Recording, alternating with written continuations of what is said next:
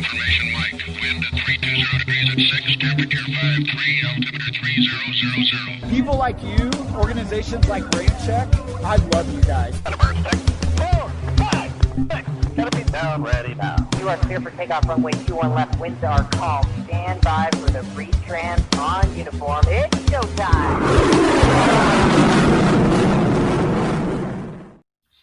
Hey everybody, welcome to another live edition of the RampCheck Podcast live stream. I'm Tony. I'm Aaron. Good evening. I'm Ryan. Hey, brothers. What's up, going brother? on, brothers? Nothing. It's light outside. I love it when it's light outside when we I know, podcast. isn't it crazy? We started doing the podcast in January, every right. Wednesday, 7 p.m. Mountain Time. And it was like super dark when we started. But it's super nice out. It's kind of weird. It's like we're doing the podcast in the middle of the afternoon or something. I know, Right? It's really weird. Yeah. It's great. It's good to be back. Great to be here. By the way, I guess it was April Fool's Day over the weekend between the last podcast and now. And I really didn't find much going on April Fool's Day, but I did find this. So I guess it was canceled this year. Just because no made-up prank can match the unbelievable shit going on in the world right now. So if you missed April Fool's Day, that's why. Yeah, not even April Fool's Day is safe from being canceled. That's right. So, Right. In my opinion, it's been cancel culture. It's been like the movie Groundhog Day, but it's been April Fool's Day the whole time. So a couple of our faithful watchers checking in. Aid Carver. Across the pond. It is definitely RampCheck time. Thanks for checking in. All right. That's great. All right. Aircraft Images. What's up, fellas? Just checking in as always. Glad to have you as well. And Wadman says, LOL, love it. And Wadman, nice. Wadman, we love you. Hey, I gotta ask Aid, What? like, do you listen to us? Do you work like a graveyard shift or something? Or do you just set your alarm and wake up in the middle of the night to listen to this podcast? He sets his alarm and wakes up and watches us Yanks over here talking about aviation.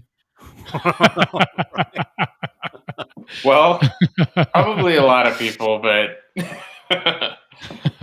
that's all right. That's awesome. Hey, don't forget the RampCheck Podcast is live every Wednesday night Mountain Time, right here on YouTube, Twitter, Facebook, or even Rumble, wherever you're watching right now. So, when you check in, let us know where you're at and where you're watching. We certainly appreciate it.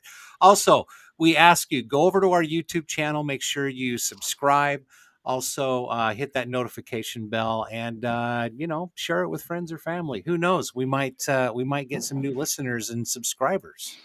So Aid Carver, he works nights and spends the time sat in my van. So great opportunity. Oh yeah, that's nice. Perfect. Yeah, that's perfect.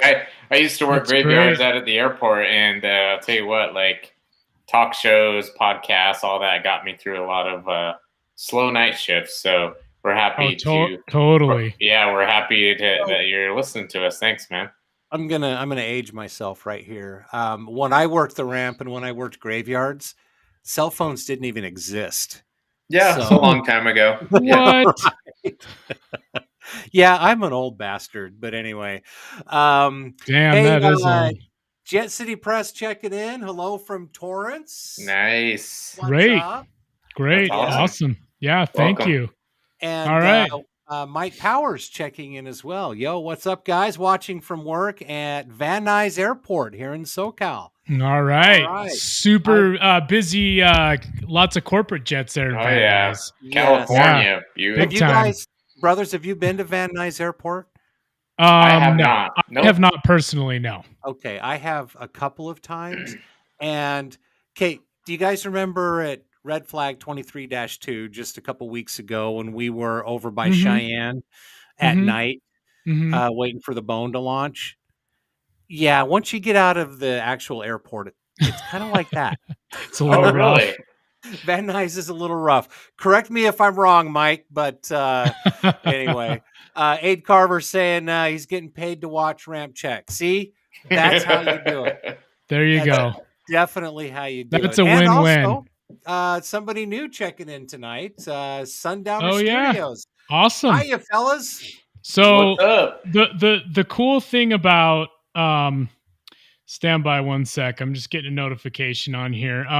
So the cool thing about that logo right there is that is actually a logo that I designed for him. Really? Yep. Oh, that's cool. Yep, Rob Kalinsky. I forgot his last name, so I just looked it up. well, I'm welcome, Rob, and hi. If you just outed Rob, because he's Sundowner Studios right here, and maybe if he wanted to go by Rob, he would have put Rob. So way to go, brother. So he has a YouTube channel, and anyway, oh, nice. But the cool thing is it was a really cool collaboration doing that logo for him.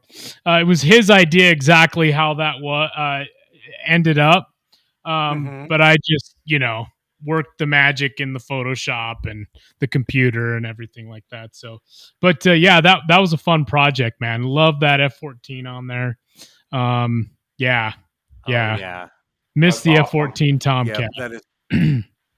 Oh my God, so do I. I almost wore my F-14 Tomcat shirt tonight. Oh, really? He says, that's right, best in the biz. There you go. So, nice. Well, thank you. Yeah, that was fun to do. Yeah, that was great. We did some awesome. Some patches of those, some stickers.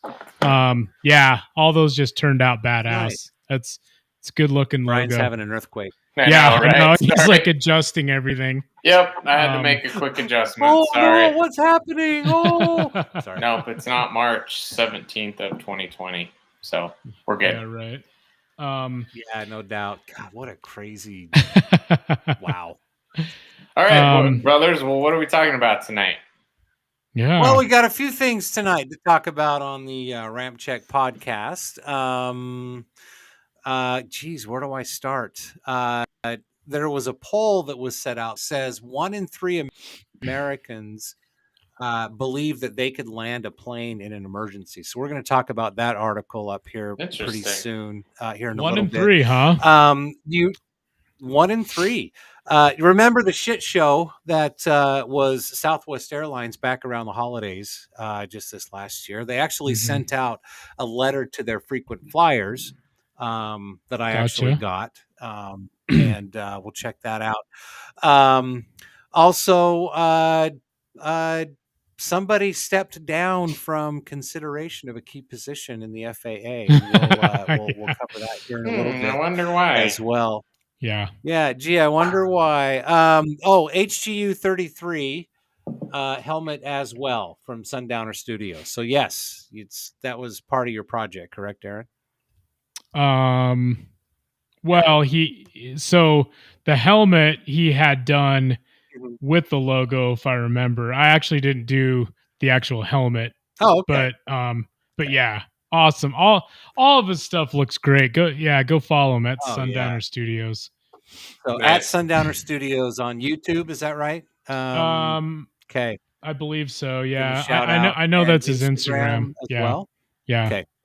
Perfect.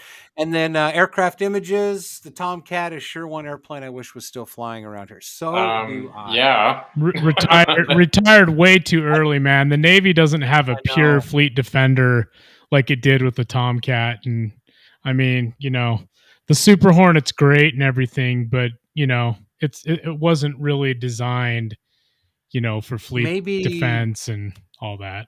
But maybe in a few years that somebody will buy one and we'll see a civilian one flying around. Well, that's not going to happen unless we invade Iran and take all those Persian cats back that we sold them in the 70s. Yeah. Because Tom Cruise did it last summer. Why can't we?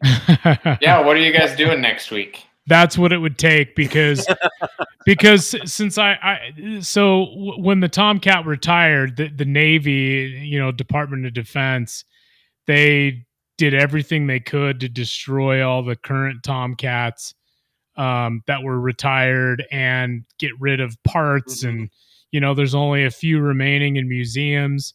All those Tomcats were just, basically destroyed so that Iran couldn't get their hands on on parts. Right. So yep, we missed that one too. That's definitely a favorite of mine. So it sucks not. I mean, I'm glad I got to see some fly at least in my lifetime. You know, I can't remember what air show. I think it was one of the Nellis air shows. Didn't they fly one of those? Like I think it was in the 90s. Oh yeah. Yep. And so it was really cool. We're definitely gonna miss that one. You know, and the other thing I was gonna say is, you know, you mentioned the the Hornets and the F-18 in general. It's like it just seems like that's all the Navy has now. Like that's it. And you know, they're badass and they're cool, but it's also kind of boring that like, you know, it's like, oh, they just have this one aircraft as opposed to like all these different kinds. But that's all right. I mean, they can't just please all of us AVGEEKs all the time. We just I know. They have to take what we can get. So they Right. obviously they did. I mean, they do have the F-35C. Right. Yeah. But yeah. Anyway. But you kind of get what I'm saying. It's just like I remember back, like, you know, when I was little and younger, like, you know, you had weren't the Corsairs flying on carriers, and you had the Crusaders and the Tomcats, and it just seemed like you had this variety of aircraft, and now it's just like you just know it's the F-18. I know. Yeah. It's crazy. I actually have a couple really cool photos that I'll show you of some Tomcats. So this is at the Boneyard. Now this is back. God, what year was this? This was 2000. What year was this? 2004. Cool. And okay. Ryan was actually on this trip, but I mean, check out that Tomcat, man. That's awesome. I mean, all these that were down at DM basically got destroyed. Where is this again? And Davis Monthon. Okay, all right. Davis Monthon. Yeah. Look at all those sexy Phantoms in the background as well. Yeah, there were quite a few Phantoms down there too. But we were talking about the Tomcat, so that's why I brought that up. But so here's another great one. Look at this shot. Oh wow! So sad to think that these are all destroyed now. Yep, just sitting there. Only a few went to museums. Wow. I know that is pretty sad. Yeah, those are cool pics. I remember that. Yeah. Yeah. I think I have a Tomcat here around here somewhere as well. Let's see. Really? Let's see. Maybe I've got it right here. No, it's in front of it's on my other hard drive, I think, but it's in front of the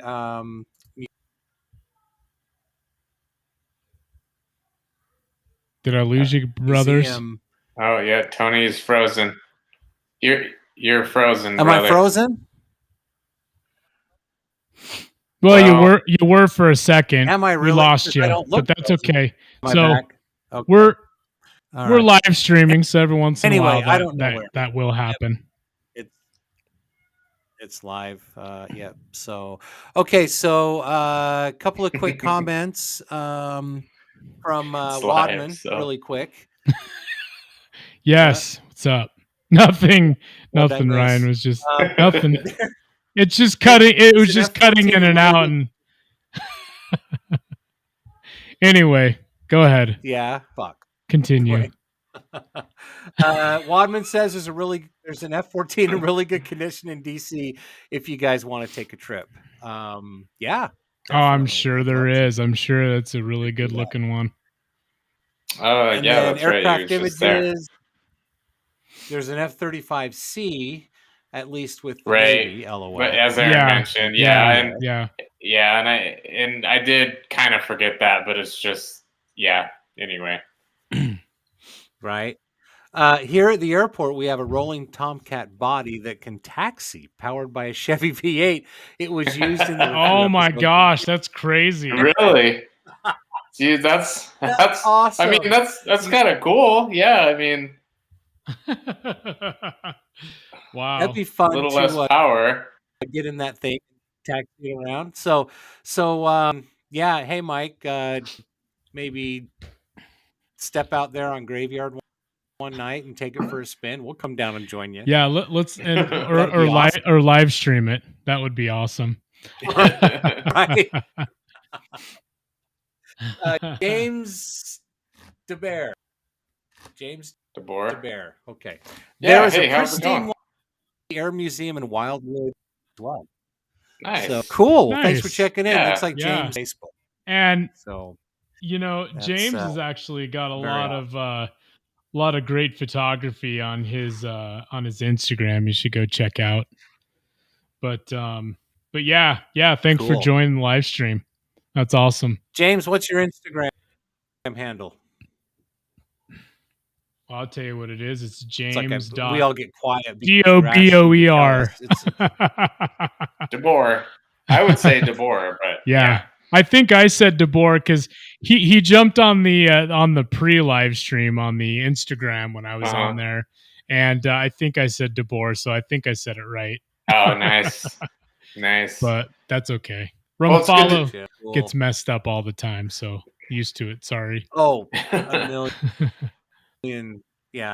times. So am I still like freezing up and choppy, and is my voice off?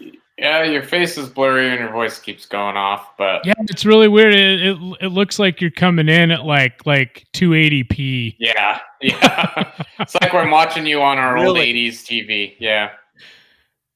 So. All right. Well, shit. Let me. I'm gonna check my internet speed and see. I have to drop off and restart my computer. But by the way, James says you got it. Here. So awesome. Nice. Well, thanks for watching. Yeah, that's cool to know that. It's cool to hear some of the watchers let us know about the Tomcats that are still out there. That's cool.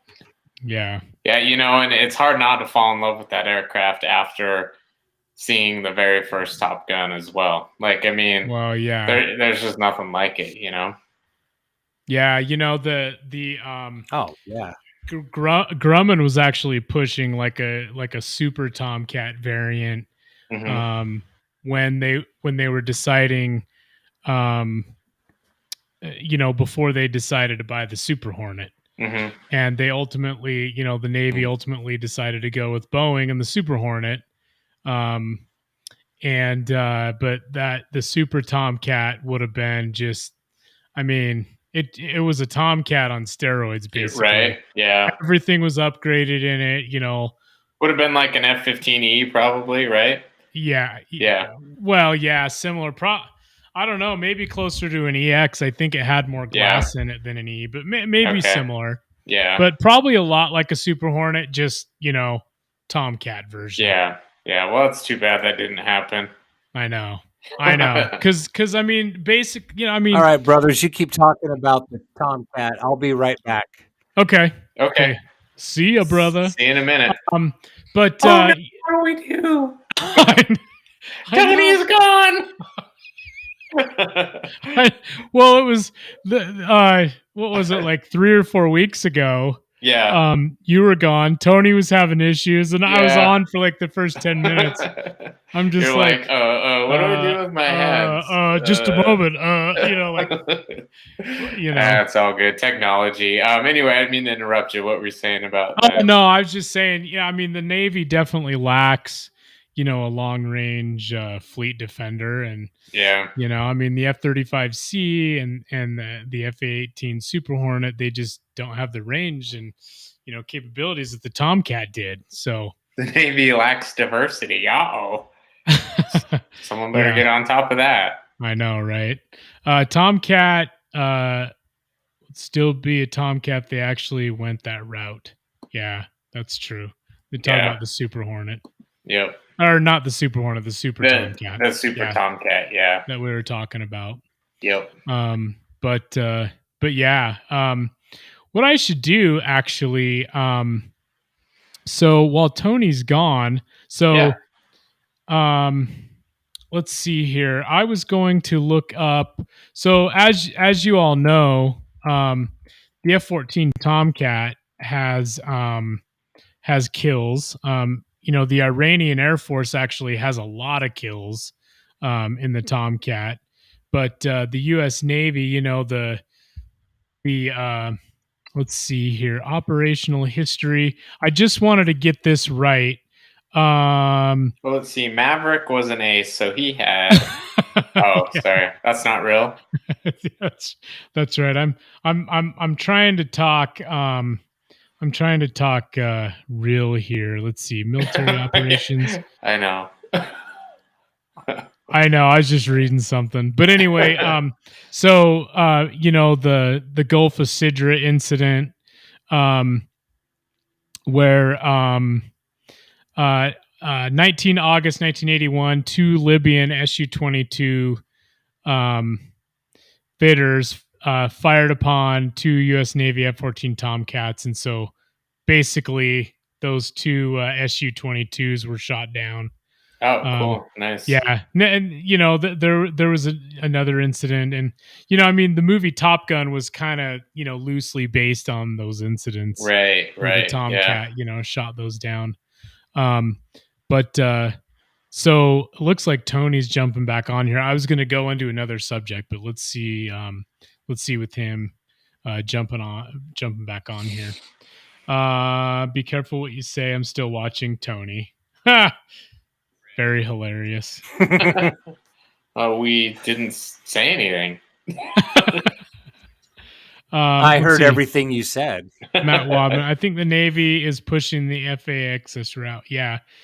They're going to get a 6th generation fighter, a lot like the Air Force is pushing. Tony, your video is still really, really poor. It's really odd.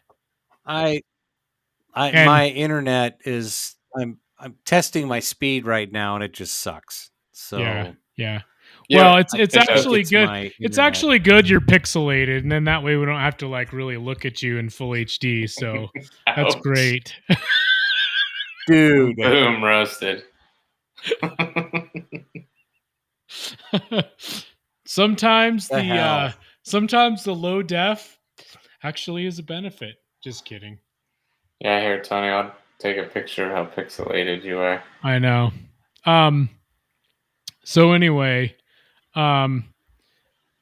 as a lot of AVGEEKs know, I'm just gonna go into a real quick story, and play this video on from YouTube.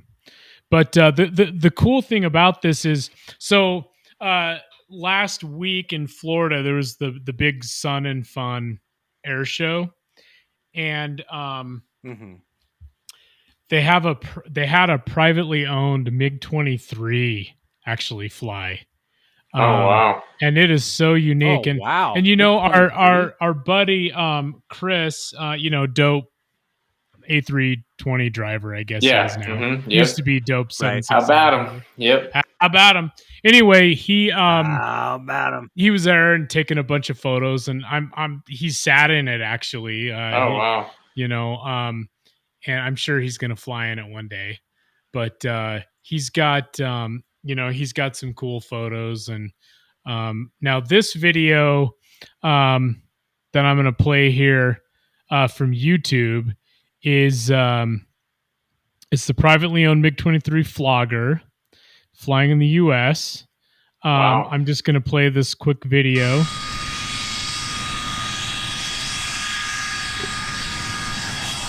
I'll give the source of the video after it's over. It's 2 minutes and 53 seconds. But look how badass that looks. Wow. Talk about a Cold War era jet. I mean, doesn't that just look like freaking Cold War? Yeah, that looks badass, actually. Kind of looks a little like a tornado. Yeah, it's a swing wing, single engine fighter.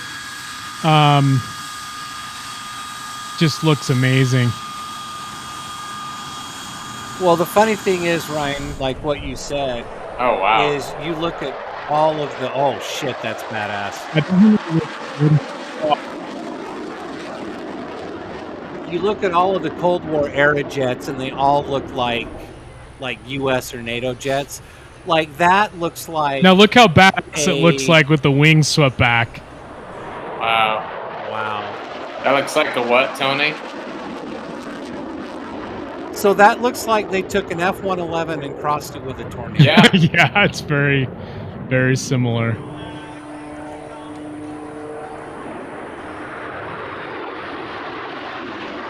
Yeah, that's cool. I've never seen one of these in action. Yeah. Yeah, I mean, I've seen videos and stuff, but, you know, the MiG-23 has been retired for... Oh, check that out. Look. It's from Hill. There's the F-35 demo team. Yeah, that's Bayo. It's Bayo's jet. Yeah. Wow, look at that thing. Yeah, that's sick.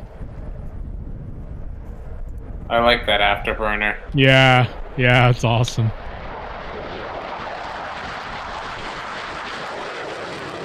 Damn, I wonder how hard that is to maintain. You know? Probably not cheap. But that's pretty badass. That is a cool looking jet, man. Yeah, it really is. All right, here I think it's coming in to recover now. Nice, got some good static jets on there. Oh, look, this is an L-39. L-39, yeah. Couple Mustangs. Saw a KC-135 in the background. Did you see that tail dragger? Was it a 185? What was that? You know, I missed it. It was so fast. Anyway, it's cool with the old. Maybe it wasn't a tail dragger. Yeah, with the old parachute. So this comes from Aviation Highlights on YouTube, and yeah, awesome. That was really cool. Yeah, I just that was actually pretty cool. That'd be a really good one to catch one day. I'd love to shoot that one, but anyway, yeah. So I just wanted to share that. We can move on to. Yeah, really quick though, just kind of while we're on this subject, I wanted to go through this with you really quick. Not that. Some sunglasses, as long as it's not a prostate ad like last time something popped up on your computer. So I know, right? Jeez. So 11 fighter jets you can actually buy for less money than a new Ferrari. So you got a T-38. Nice. That would be cool. An F-86. A MiG-21. That's cool. MiG-21. Wow. You can buy an F-104 for less than a new Ferrari. Did you know that? That's pretty awesome. Wow. Yeah, I wonder how that thing is to maintain. For those who want an F-104 with a working engine and parts, will need to hand over $325,000. However, for those satisfied with an awesome decoration piece, an engineless example was listed for 25,000 British pounds. Aid Carver, help us with the translation. Oh, here it is. Or more than $30 or $30,000 back in 2016. Jeez. So when I worked at Phoenix Mesa Gateway, dude, there was a guy there that owned an F-104, and really, you know, he'd fly it every once in a while, and I mean, dude, you must have been landing that thing at 200 knots, man. The wings on that thing, dude, the wings on that thing were like, no joke, like that thin on the leading edge and trailing. I mean, it was such a tiny wing. I mean, it's a flying missile. Dude, it was just built for speed. By the way, a couple of notable aircraft that did not make this list. You can buy an ME-262. Oh, wow. You can also buy an F-111. Really? Did you know that? What? I doubt that it's less than a Ferrari, but you can buy an F-111. Here, let me show you. Are you sure? Can't believe the internet, dude, especially from Google. Where? So the only other country to have the F-111 was Australia, but I thought that they destroyed all theirs and they buried the fuselages actually in dirt. Really? Hey, hold on. They did. Hold on, I'm going to show you something right Tony, here. that's probably misinformation. So while Tony's doing that misinformation? James DeBoer sent us. I got it. Oh, you got it? Okay. I'll do it in 1 sec. Yep. Do you want to say that real quick? Okay, here, just 1 second here. just a couple years ago and south of the border, down on Prison Island down there, you guys were selling off a few F-111s, and it says, and I quote, "The F-111 aircraft are subject to international traffic and arms regulations." Let me translate for you. I'm from the CIA, and I'm going to send them to Colombia. The General Dynamics F-111 Aardvark supersonic tactical attack aircraft. It's got a long nose on it, which is kind of why they called it the Aardvark. Came out in the late 60s and was retired in 2010. There were a bunch of different variants of this, the A, B, C, D, E, F, K. I don't know why they skipped a couple letters there. All right, you get the point. Was that you narrating? No, that's that guy from Florida, the Jimmy's World. Oh, okay. I could tell by his voice. Nice. Yeah. That guy's like, he has so much money, he doesn't know what to do with it.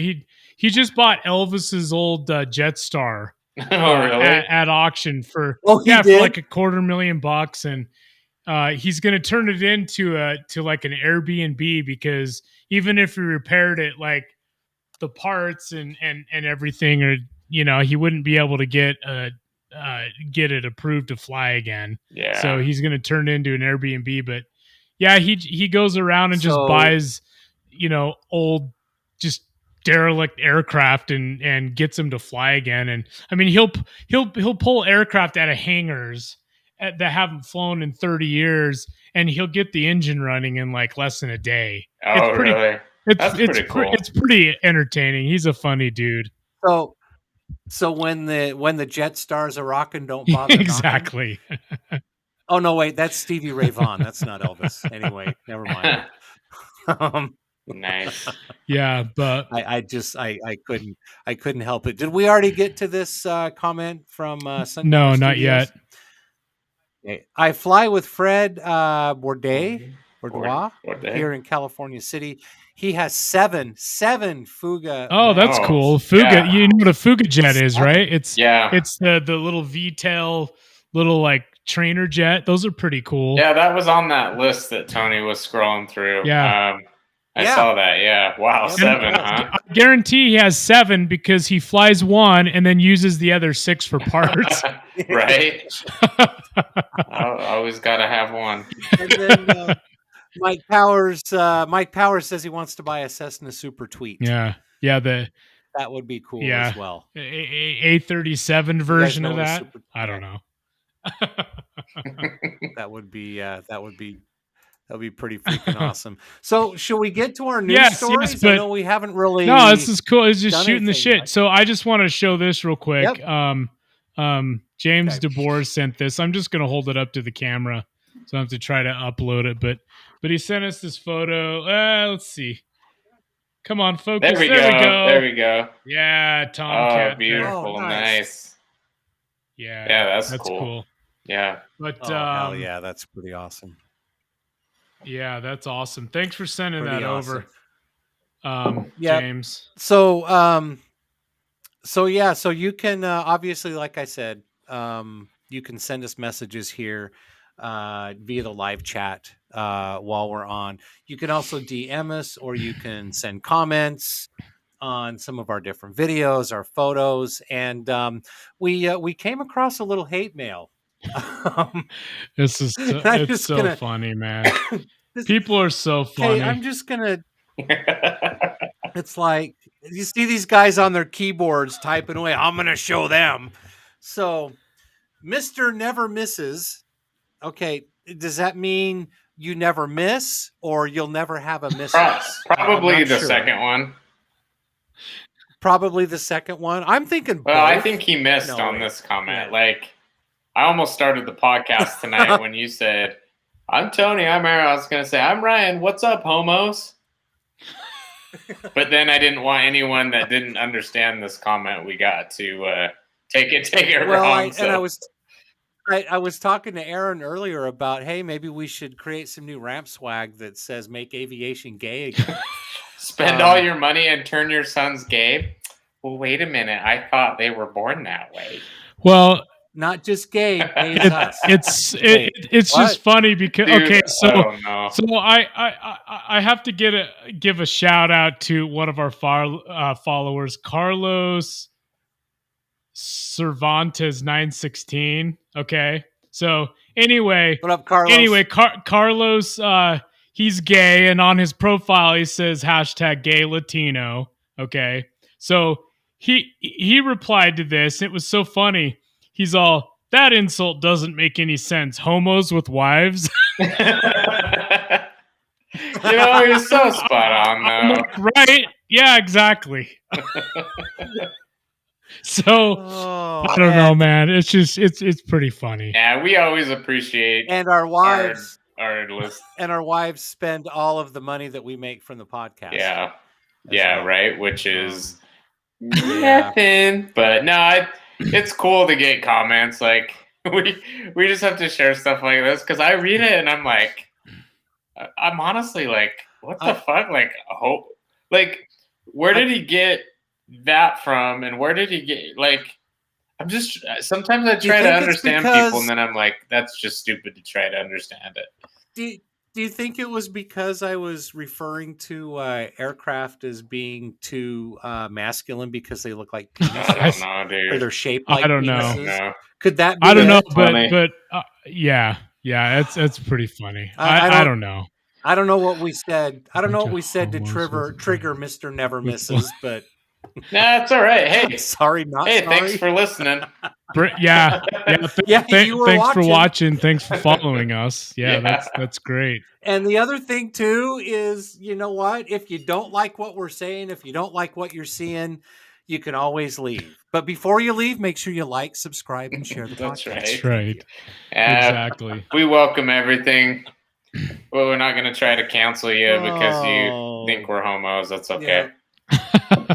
Oh, good Lord. So, by the way, while we're on that topic, we might as well go with. Well, I mean, not on that topic. I was like, but you'll where are see you where I'm going? You'll see where I'm going Okay. with this in just All a right, minute. what's up? Anyway, so if you remember, last when was it? A couple of months ago, when this guy, Phil Washington, was Oh yeah, he was up we on talked that- about him whoops, wrong a time. few weeks ago on the podcast. Damn it. Put the wrong. Oh, there Yeah, it is. you Okay, just hold put on. up what you were going to say, There and we then you put up the Yeah. punchline. So anyway, here we are. So Phil Washington has withdrawn his nomination to be leader of the FAA. I wonder why. Do you think he left that meeting like crying? Well, he could. They were pretty. He tough couldn't on him. answer one question about aviation rules or the FARs, or I mean, Yeah. you'd think at least he would No, he get couldn't. something.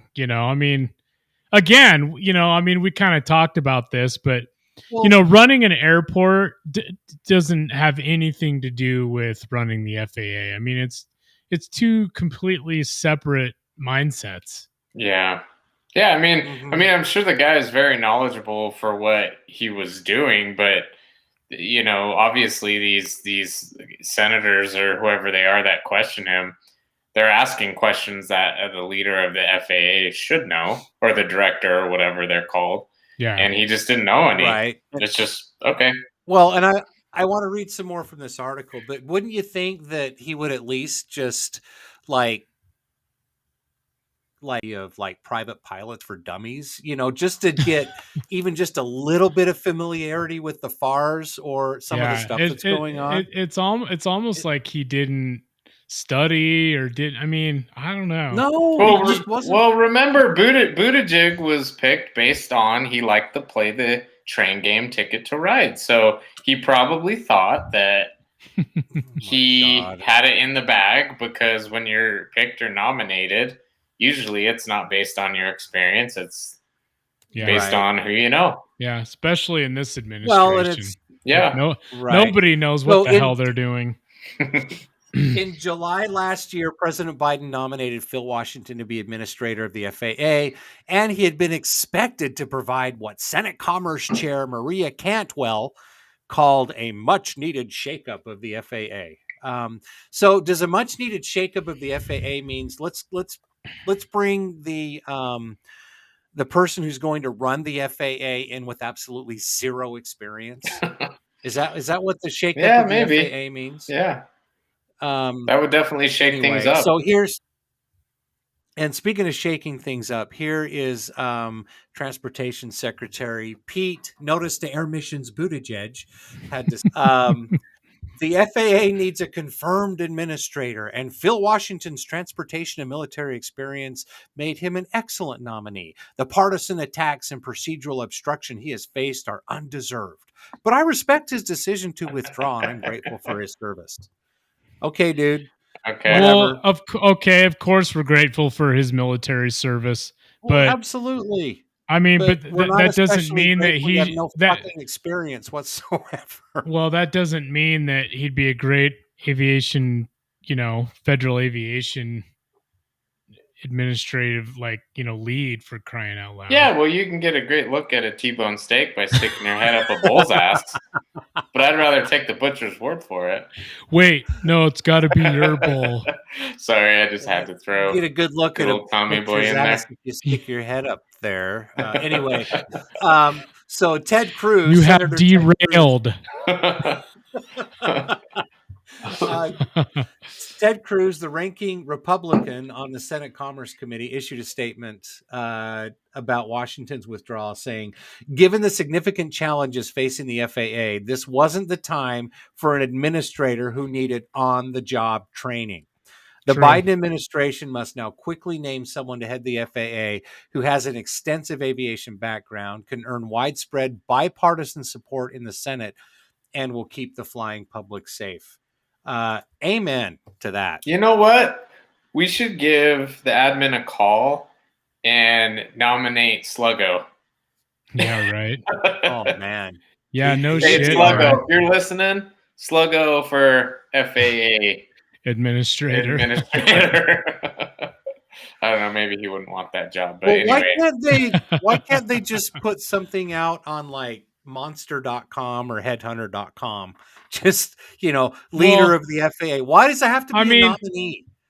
Well, for a position like that, you'd think that there'd be somebody within the ranks of the FAA already. Yeah. Who either is an aircraft accident investigator, maybe pull somebody from the NTSB.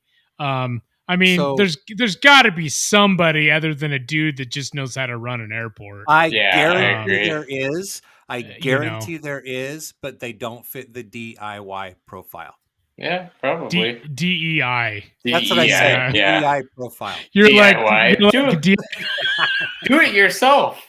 The DIY channel profile. Oh shit. Whatever the hell Tony is trying to talk about. He didn't fit the woke profile. Yeah. And so no, it's unfortunately with this administration, that's the most important qualification. Mm-hmm. It should never be that way. It should be the best person for the job. End of story. Doesn't matter what their background is, what race they are, if they're gay or straight. Doesn't matter. If you know your shit, then you're hired. That's how it should be. Absolutely. Absolutely. Absolutely. So just another. I just think the DEI shit just hurts good people. Yeah. To be honest. Well, absolutely it does. Yeah. Yep. And that's what I'm saying. That's why I'm saying I guarantee there are people in the FAA right now. Yeah. So Jessica just sent me this photo. We got to focus. There we go. And she said, it's a fluffy jumbo jet. The cloud. So my wife is driving right now. I hope she's not on anything because she's really stretching there, which is adorable. But thank you, honey, for the photo. Thanks for the fluffy jumbo jet. Yeah. She only sent you the picture of the fluffy jumbo jet because you're a fucking homo. Dude, you're so weird. I'm just getting back to our comment from Mr. Never Misses. Anyway, I know. Yes, thank you, Jessica. Thanks for checking in, by the way. That's awesome. Yeah. And anyway, so I guess one more real story, and then we'll kind of get to our next subject so we can pose it to you guys that are watching or that are still with us, hopefully. So Southwest Airlines recently. So if I open up this tab again and then just click, no, that doesn't work. All right, I was just trying something. No.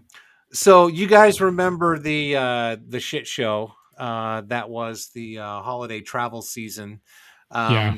Specifically Southwest Airlines, when they just had so many problems. Yeah. And so let me see if I can enlarge this so you guys can see it. Yeah, that's pretty small. Let's see. You need to enlarge that, dude. Yep. All right, here we go. What is that from? Your Gmail? Uh-oh, you better hide all your other messages. There you go. Well, I've got my porn folder hidden. So anyway, gross. Kidding. Ooh. So this was a letter coming up. You need to check your inbox there, brother. Got 11,000 messages unread. Yeah, I got a lot of holy shit, dude. My OCD would I would pass out if I ever had that many. All right, so dear valued Rapids Rewards members, for many travelers in the final weeks of 2022, holiday plans were disrupted by an epic winter storm that impacted airline travel across the nation. A weather event that affected all carriers. Notice how they included all carriers, became a winter preparedness and crew network event unique to Southwest Airlines. Not only did we let you down, we also let down our people who heroically serve you. Following these events, we conducted a thorough internal review. So basically, a come to Jesus. And here's what the root causes were: winter operations, insufficient winter infrastructure and equipment in key airport locations, staffing challenges, the need to rotate employees outside in bitter winter weather conditions that hindered our ability to keep our crew networks flowing in the face of Winter Storm Elliot's scale, velocity, and duration. Come on. It wasn't a damn The pace and volume of close-in cancellations forced our aircraft and crew scheduling teams to rely on time-consuming manual processes that could not keep pace with the volume. Cross-team collaboration. This is interesting. Oh, no, that wasn't the one. Compartmentalized communications and gaps in our processes, blah, blah, blah. So our action plan: improve winter operations. Well, no shit, Sherlock. Accelerate operational investments, enhance cost team. Anyway, I can't tell if that was an apology or if they were just making poor excuses for the fact that they just were ill prepared. Yeah, it kind of seems like a sloppy excuse. It's a PR statement. It's someone in their public relations is like, we got to at least put something out there to address it. But I mean, well, maybe legally they had to kind of just tiptoe along those lines, because if they came out and said, hey, we're 100% sorry, all this was our fault, then it'd probably open them up to God knows how many lawsuits by how many people. Yeah. So maybe just kind of, along these lines, it's more of like a, hey, there was a big storm. We're going to blame it mostly on that, but we also should have been more prepared. So here's what we're planning to do. Yeah. Well, and none of that addresses. You remember what was it the chief of the pilots union, I believe? Mm-hmm. Yeah. None of it addresses anything of what he was talking about. They didn't say. I mean, they said a little bit of something about their computer systems, but But anyway, so. No, it's just kind of a roundabout way to try to take some accountability, but it's like you said, they can't just say, they don't want to get sued. So they can't just say they completely cluster-fucked everything up. Yeah, it was a roundabout way of saying we're sorry without saying they're sorry. Yeah, exactly. Well, I was just gonna say, so sorry, not sorry. Yeah, exactly. Yeah, I don't know. Exactly. I've always liked Southwest. I hate to see him struggle. I just hope that they can keep their shit together. And not have something like that happen again, because I mean, that really, I mean, I can just imagine. I mean, I've been traveling before when flights got rescheduled or canceled or whatever, and it's a real inconvenience. And then you add the holiday season on top of that. It's Right. like people Well- weren't getting home for Christmas. They're having to spend freaking, just all that time in the terminals. Hotel rooms were completely full. I mean, just even the crews and the pilots, Right. what they had to go through, even. So, Yeah. I mean, you have to it share just, you have to share a hotel room with a guy that sells shower curtain rings. Those aren't pillows. Anyway. Yeah, I mean, I heard stories of people that were flying to different destinations and then renting a car and like splitting rental car costs and driving like 10 hours to Right. get home, like I saw a lot of stories. So, I mean, they have to say something, but I don't know. It just It's sucks that not- it happened. Yeah, but it does happen. It happens every year to every air. Wasn't it American Airlines in 2020 or 2021 that had that big meltdown, and it was in the winter season? So I mean, it's going to happen to every airline at some point. I mean, when I was a dispatcher for SkyWest, we had a lot of just massive weather events that just led to tons of cancellations, and it was a shit show in that office trying to put everything back together. Right. yeah. Like The Humpty worst part Dumpty. about a regional that would be back together again. Being a major airline and a regional is when we're trying to put our operation together, we've got like all of our partners screaming at us, telling us that they need us to put it together this way, no that way, while we're trying to figure out our own shit. So I think it's too bad that it happened. But I do believe that some people, if you're not really familiar with how the airlines operate and how the aircraft and the crew kind of flow from one city to the next and into different systems, be a little bit understanding, because it is a weather event like that. Even if you've got the best laid out plan to recover from it, it's just gonna make a huge impact and be an issue. So Yeah. Yeah. And So, I just anyway, want to add one thing, though. One thing that we're going to see, probably more and more of, and that we have over the last few years is this whole freaking pandemic bullshit. And nobody's going to admit that the policies enacted because of that, and the continued push for, jabbed pilots or crew or whatever is, I mean, that's going to affect things. They're never going to admit that that's part of it, but I guarantee that that's part of it. For sure. Yep. A significant part. I think at some point they're going to have to acknowledge it at some point, because every single week there's a story about a pilot becoming incapacitated. And that used to not happen as often. At least, right. It would happen, sure. Hearing about it, because we follow the aviation industry often. Right. But there's also it's probably almost weekly now. Yeah. There's probably there could have been.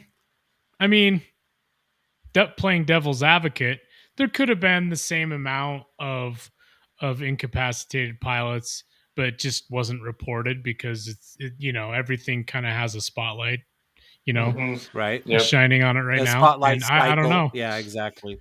I mean, the thing is I always question, why don't you hear about these stories with military pilots? Is it because they're really keeping it on the down low, or is it not happening? I just want to know, is it happening frequently, or is it not? I don't know. Well, I just want everybody to be safe, dude, and be able to choose for themselves. That's right. it. And there's a couple reasons why that's right. There's a couple reasons probably why that's not revealed. Kept quiet because number one, for the obvious reason that nobody wants to admit, what's happening. But number two is be a good idea to keep that classified, because that would probably affect that's true. That's our readiness. Yeah. And so, if somebody sees our readiness as being weak, which we all know that the current administration is doing everything that they can to weaken. But anyway, we go there. Just wanted to, let's see. That's what's funny about working in corporate aviation. This is Mike Powers chiming in. There can be a tornado at the end of the runway, and these pilots will be like, "I think we can dodge it." It's true. It's 100% true. It's pretty funny. When I worked like that for an FBO, and they had a charter department, the pilots were always like that. Yeah. There. Yep. On. Anyway, that last story is a great segue into our last story of the evening. And this is a poll question. So you guys watching right now, go ahead and contact us, whether you're watching on YouTube. I don't know if the Twitter chat is still working yet. So I don't know. Facebook are the best ways, and maybe send us a Rumble or whatever the hell they call it. If you're on Rumble, I mean, I'm monitoring Rumble on my iPhone. So nice. But so let us know if you were in a situation like that where one or both of the pilots became incapacitated, like as in they both had the chicken instead of the fish. That's right. That's right. Airplane. Come on. Easy one. And Airplane. there wasn't Nice. Okay. and there wasn't an inflatable autopilot. Rock the autopilot. They're gonna blow Rock anyway. But if you're in a situation like that where one or both of the pilots got incapacitated, do you think you can land the plane? So here's the thing. I think this question is every AVGEEK's wet dream, because every time, right. dude, every time any AVGEEK gets on an airplane, I could land that thing. If there was an emergency and they came over the intercom, I'd totally get up and be like, "Oh, I can help." Can anyone stand up, put their hands on their hips? I take pictures of airplanes. I can do this. I flight simulator. I can do that, dude. Yeah. Every AVGEEK's wet dream. You are dream, so man. absolutely on every time I get on an airplane. Okay, well, if something happens, I know I can go in and land it. Yeah. Because I was a dispatcher. Excuse me, dispatcher here. I can land the plane. Oh my God. I don't know. I mean, okay. That's crossed my mind every time. Yeah. So, I mean, obviously, depending on the aircraft, but I feel like I've ridden jump seat enough. I've also logged, hours of flight training. So, do I think I could? Yeah. Depending on how complicated the aircraft is, and obviously weather conditions, like on a clear day in the daytime with good conditions, do I think I could get it on the ground safely? Sure. Yeah. But if there's bad weather or ILS conditions, stuff like that, man, I don't know. Those people might be screwed. To be honest with you, if there was a pilot on the other end of the radio, I'm sure I could do it, or at least get it on the ground enough to where people weren't gonna die. Terminology, and the basics of flight and stuff exactly, like that. And the general location of your flap settings, and the gear handle, your airspeed indicator, you have your artificial horizon. I know all three of us know enough about aviation to where at least there's a good chance that it's doable. And even better, assist in it. Even if you just ran the radios or something, Right, exactly. Or you helped the captain or the first officer, whoever, go through the go through all the different checklists, and you would be able to things, you would know what the term is. But yeah, it's Yeah. Sundowner Studios. Every pilot's dream as well. Yes, it's every AVGEEK's wet Is dream, anyone like a doctor? Aaron said. I mean, is Definitely. anyone a pilot? Yeah. Yeah, I know. I am. Well, and Wagman plus, says I he's paid to build them, but not land them. not to land Yeah. them. Oh well. I mean, all three of us have, we've all logged some hours, with basic flight training, and we've been flying enough with more experienced pilots that, and we got the lingo, Right. and we listen to the radio. We know, it's if somebody over, control tower says, make sure flaps are at 20, like we know what that means. Yeah, exactly. And we know where the flap lever is, Yep. Flight idle, deploy the thrust reversers or arm the thrust reversers. I mean, there's so many different things that you could be. I could be as a dispatcher. We were required to observe 10 hours every year in the cockpit from off, and so it clicks in too, because you observe exactly what they're doing, because if they're ever in a stressful situation, you're familiar with at least the layout or some of the procedures. Yeah. You can help them access the checklist or the QRH or some of the different things as well. Matt the man checking in. I mean, Matt Thiemann. He says, depends on maybe if all systems are fully functional. That you have a very good point.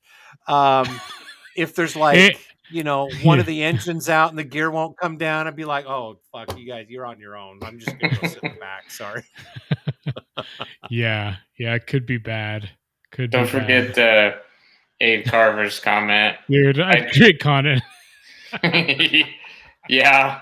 I mean, that's good. I mean, I don't want to sit here and discredit like what pilots do, because like that's why I'm just like, I know enough about aviation. I've been around it enough, but however, like I'm not saying it like, oh yeah, I could do it. That'd be easy. Like, no, hell no. Like, I hope I never have to find out. But yeah, I would almost say if we're around, the Utah Salt Lake, I'd be like, just vector me over the salt flats and give me a huge ash runway, and then I'm sure we can make this thing work. That's right. Yep. Exactly. Do you think? See, I mean, we know enough. Over? Yeah, I mean, we know enough to what vectoring means, and the vector. It would be scary as hell, but I'm sure we can. Well, I would just need to see I-15 in the Salt Lake Valley, and then I'd be fine. You know what I mean? I know, exactly. Yeah. So also location would be a big thing as well, for sure. And then the prankster at the airport unplugs the runway lights. Yeah. Just kidding. Right. So they brought this question up, is there was it was a pretty interesting poll that says roughly 1 in 3 Americans, including nearly half of men, are confident they could safely land a passenger airplane in an emergency situation, relying only on the assistance of air traffic control. Just 1 in 5 women say the same. I don't know why they have to separate it between men and women, but anyway. So 13% very confident, 19% somewhat confident, 17% it's happening, not very confident. 42% not at all confident, and 9% is not sure, and that probably depends on how many drinks they've had on board. So depends on if you're in like a golf situation. Like, do you golf better when you're drunk? Would you fly better when you're drunk? Right. I don't know. You saw that movie with Denzel Washington. The only way he pulled that maneuver off was because he was drunk. Yeah. So I don't know. Maybe. Well, yeah. So, you know enough to be FAA director. I guarantee that the three of us know more than that dipshit. Anyway. We'll just say RampCheck for FAA direct doors. Yeah. There we go. Yeah, I don't know enough about the FARs to do that. No, me neither. I still think that if anybody could use our help, it's Hollywood. Just Yeah. DM us on Instagram, send us an email from our website. Just let us be your aviation consultant. Won't look, trust me. Yeah. Trust Yeah. me. Seriously. RampCheck Global Aviation Movie Consultants or the Aviation Consultants of Choice. So, well, let's just hope they don't judge us on the strength of your live stream tonight. I know. You keep freezing up and like going. Oh my God. Yeah, it's like a really bad Max Headroom show. Jeez, I'm sorry. Gotta admit what, brother? Look, Aaron, you hurt his feelings. We're just giving you shit, dude. It's just funny. So I gotta read this. So BH World texts me, okay, and he says, "Land a plane? ? Hell yeah! I killed it landing the Tomcat on the carrier in Top Gun for Nintendo Entertainment System in the early '90s." So I remember. So, it's funny he brought that up because do you guys remember the game Afterburner? Oh, dude, I love that game. Arcades. We had that on Sega. I put so many quarters in that damn thing. Oh my gosh, dude! I used to love to play that game. I'd get people pissed at me because they were waiting to play it, and I'd just have like so much change in my pocket, and I would just keep playing. But yeah, it was on Sega too. Yeah, no, I agree with you, BH. Yeah, that's funny. Yeah. Well, and it is pretty interesting though with the number of people that have Flight Simulator, and especially the newer ones. I mean, they're so freaking real. It's insane. I know. I always every now and then I get suckered into clicking on some lame ass YouTube because it looks like it's something real. I know. And then uh-oh. Yep, I'm gone, huh? Yeah. Well, do you guys remember I sent you that video of me playing that Flight Simulator at that trade show? I was wearing the headpiece. I was flying an F-35, and that's awesome. It had throttles, it had the stick, and like the thing I was wearing, the virtual reality, I don't know what they're called, the helmets, like I would turn and look behind me and I could see the tail, and like I could see everything, and it was just really, I don't know, it's just, I think about some of the games I played, like he was saying Top Gun or Afterburner, those games. I'm like, wow, I can't believe how far it's come. But that's probably why a lot of people could do it. Yeah, very true. Oh, yeah. Get everybody, audio versions of the RampCheck podcast stream are available on Apple Podcasts, Audible, Pandora, and wow, Jessica's comment just threw me off. Sorry. I'm so glad. I'm so glad she's watching. Thank you, honey. I love you. I know, that's awesome. That is so awesome. Hi, Jessica. I like the little emoji. Yes, emoji. Love it for checking in. Mike Powers landing of the NES Top Gun. LOL. Yes, so true. It was anyway. So much fun. You felt so accomplished when you did it. Yeah. Oh, the simple days of the guys. That's right. I know, right? Exactly. Hey, I have one more story. What? Oh, you do. Okay, cool. I have one more story that I just want to mention, and then we'll cut it. So anyway, this is coming from Simple Flying. Google is now guaranteeing you won't find some flights cheaper. Google Flights price guarantee. I know that title. Google is now guaranteeing you won't find some flights cheaper. That's a weird title. I don't know. It is. Okay. Anyway, so Google Flights price guarantee could be a game changer for bargain hunters. What are the terms and conditions? So bargain hunters. What do you mean? Like who wouldn't want a cheaper flight? But anyway, it goes on to say there's now a new way to ensure for flyers to ensure they're getting the lowest possible price of their flights. Since April 3rd, Google Flights has been trailing its price guarantee. Trialing, yeah, God, I don't know why I'm having such a hard time reading. Trial. Who the hell wrote this? I seriously trialing. Like, I don't know if I've ever read that word in my life. So anyway, trialing its price guarantee, allowing customers to book tickets with the likes of American Airlines and Alaska Airlines, in the knowledge that should the price of their flights go down, they'll be refunded the difference. If customers book one of the price-protected flights through Google Flights, the price will be monitored every day, and if it goes down, they'll receive the difference back automatically. The popular flight booking website has said that its price guarantee is only available for flights which we're confident that the price won't drop. So that's kind of the caveat right here where it says it probably won't. It's got to be a price protected flight. So I don't know. Well, it kind of sounds like a little bit of a sham. Yeah. Yeah, and Google's not hurting for money anyway, so if that does go down, it's like, they don't care. Yeah, and they just write it off anyway. But anyway, so here's the quick terms and conditions.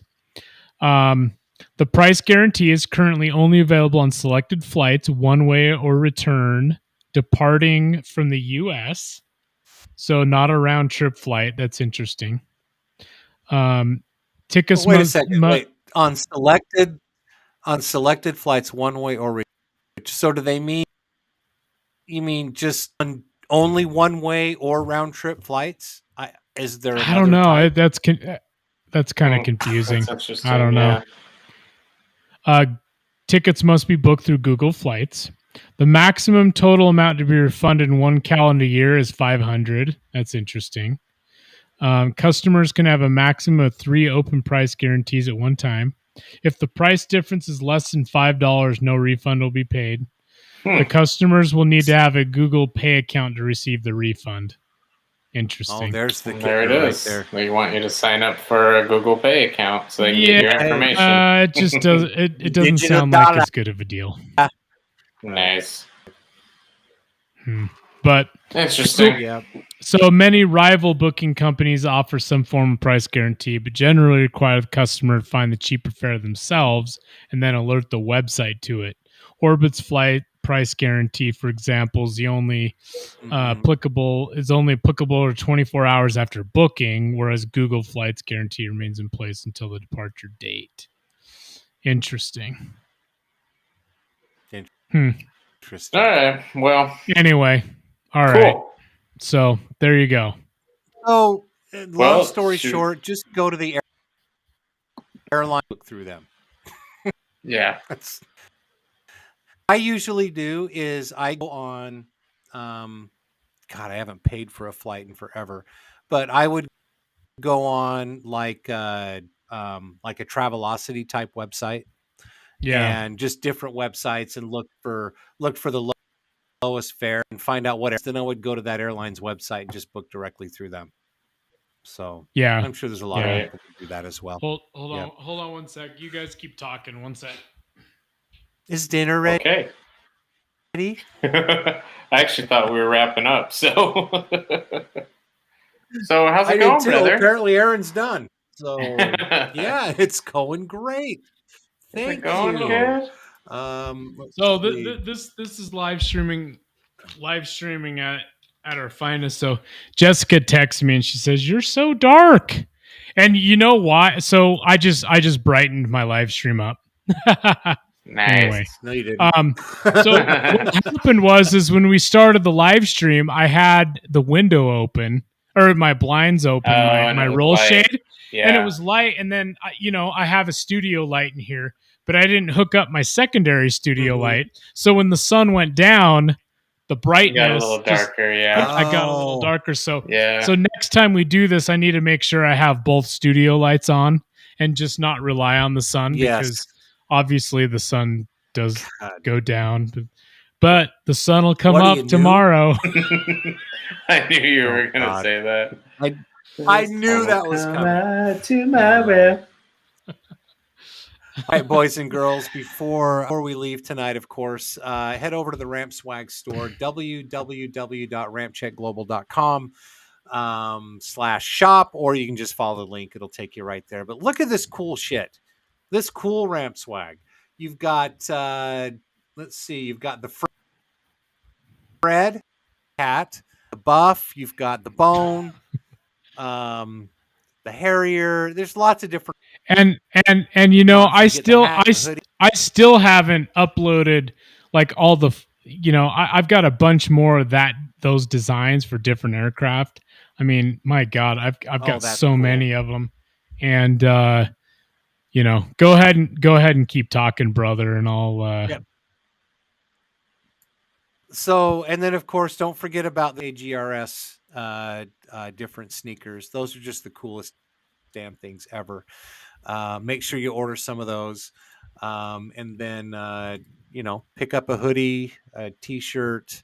Got our cool RampCheck Maverick sticker. Oh, can I say Maverick? So, well, it's anyway. it's similar design. And of course, there you go. Right, I know, and then of course, you know, the red would love these helicopter thingies.